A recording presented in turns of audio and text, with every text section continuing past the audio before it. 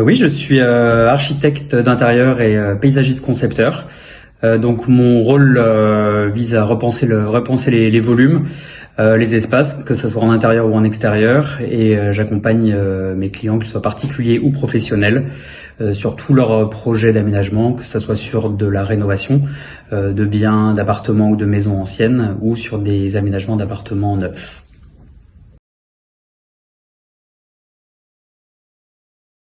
Ce qui m'a donné envie de me lancer dans ce domaine, c'est avant tout un vrai besoin d'exprimer ma créativité et dans la création des espaces. J'ai commencé ma formation en tant que paysagiste. J'ai très vite identifié le fait que la conception et le design est ce qui me plaisait le plus. Et fort de ce diplôme de paysagiste, j'ai commencé à travailler sur les chantiers. Je me suis rendu compte, je ressentais un certain manque de ne pas pouvoir aménager également l'intérieur. Donc j'ai complété cette formation avec de l'archi d'intérieur pour accompagner mes clients sur la totalité d'un projet. Et ce qui me plaît plus que tout dans ce domaine, et la raison pour laquelle je ne m'en lasse pas, c'est que même si c'est une approche artistique, tout ça reste très concret.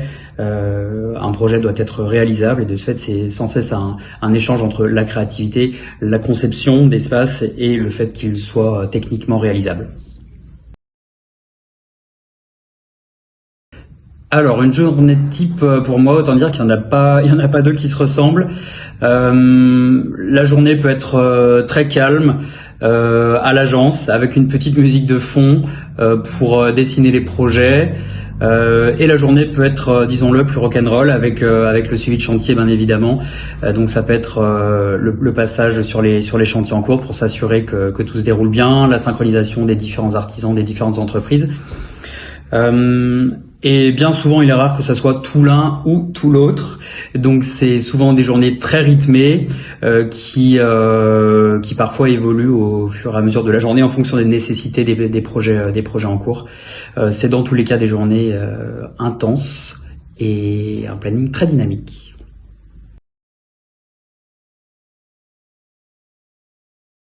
Les grandes étapes d'un projet, ça va avant tout débuter par l'écoute. Réussir à bien identifier les attentes et les envies de mes clients. Tout ça après va passer bien évidemment par la phase de conception, le dessin, la réflexion sur la meilleure manière d'exploiter le plein potentiel des volumes, la présentation de ses premières idées et ensuite affiner le projet jusqu'à l'avant-projet sommaire puis l'avant-projet définitif jusqu'à avoir un maximum de détails pour consulter les entreprises. Et après, la deuxième partie, c'est évidemment la sélection des entreprises qui vont réaliser le projet et le suivi jusqu'à la réception, qui est toujours un moment assez intense également.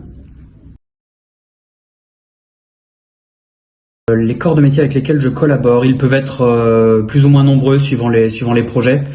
Ça va vraiment dépendre du projet. Vu qu'on dessine que des projets uniques et sur mesure, on va vraiment chercher l'entreprise et l'artisan qui sera à même de répondre et à se positionner techniquement sur ce que l'on souhaite.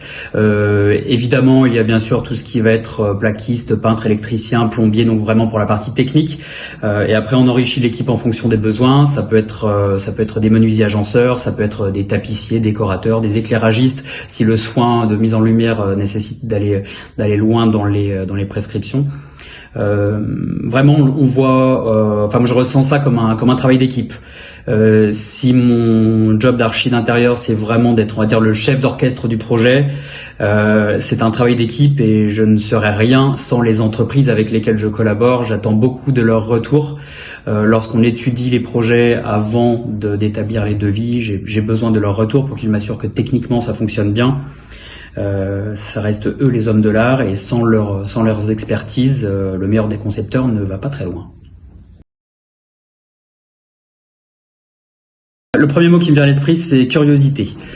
Pour moi, sans curiosité, c'est difficile d'avancer dans ce métier. Il faut sans cesse être en recherche de nouvelles idées, bien évidemment, mais de nouvelles références, de nouveaux produits.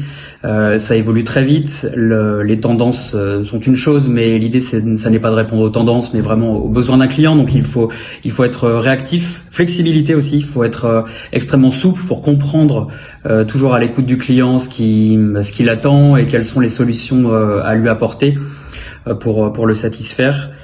Il faut être pédagogue également. Il est absolument fondamental, avant de se lancer dans le projet, d'expliquer au client quelle est notre méthodologie de travail, de le mettre en garde sur les éléments de friction qui peuvent potentiellement arriver tout au long du projet pour qu'il n'en soit pas surpris. Donc il y a beaucoup de communication, un vrai échange effectivement, ce qui fait que ça n'est pas un métier simple.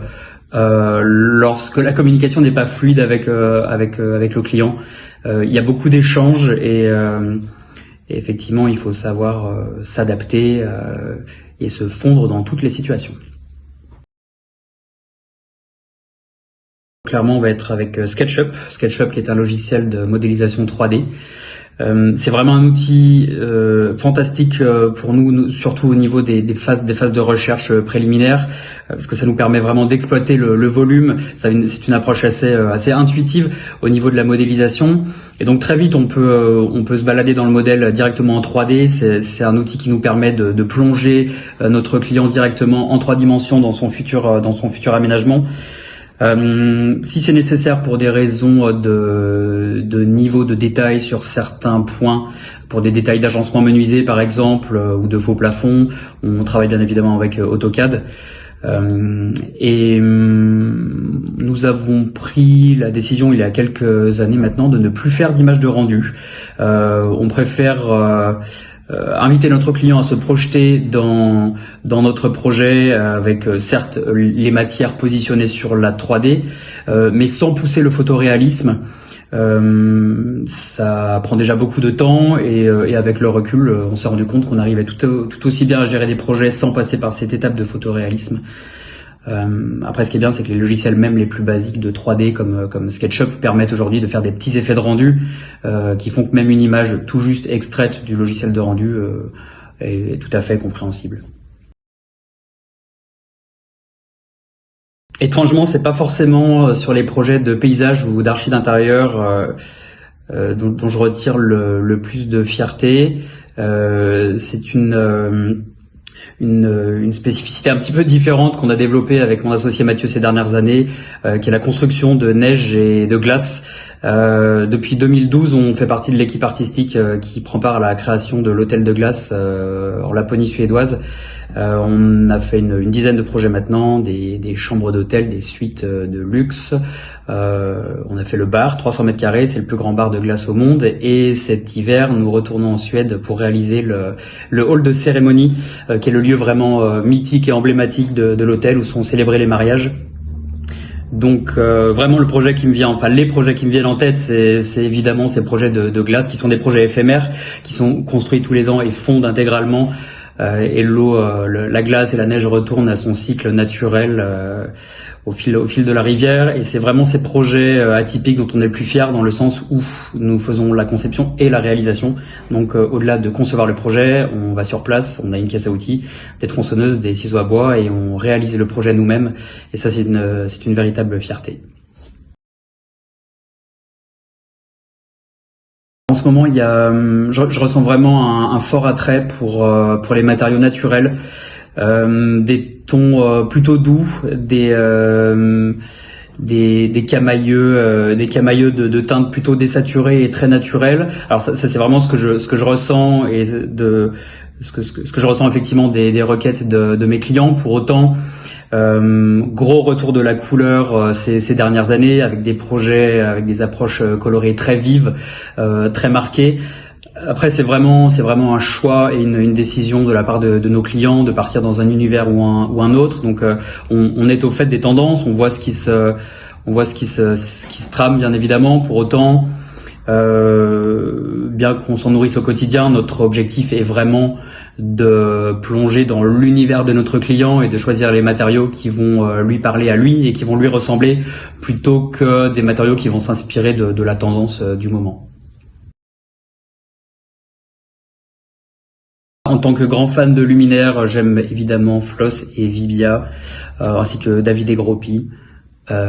J'aime cette approche minimaliste et ces luminaires sculpturaux. C'est vraiment des éléments fondamentaux pour nous et qu'on aime mettre en scène dans nos projets. Je sais pas si on le voit derrière, mais Marcel Vanders est l'un de mes designers préférés, donc j'aime énormément toutes les pièces qu'il édite, notamment chez Moy. Et en parlant de Moy, il y a évidemment Moy Carpets, que j'adore, avec leurs tapis colorés qui sont des pièces uniques. Et voilà les premiers à me venir en tête. J'aime travailler avec Arrivette parce que l'équipe est au top.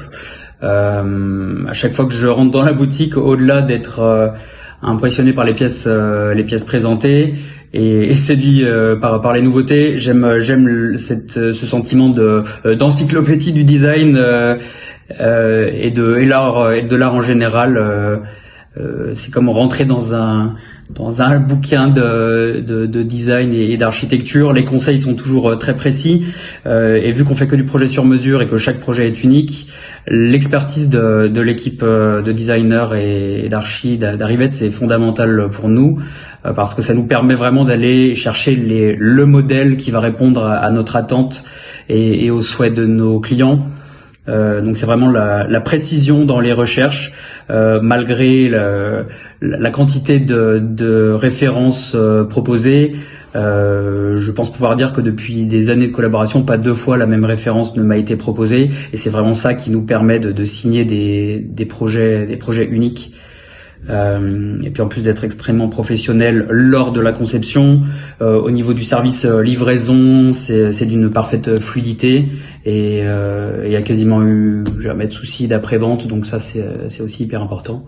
Et puis ils sont super sympas.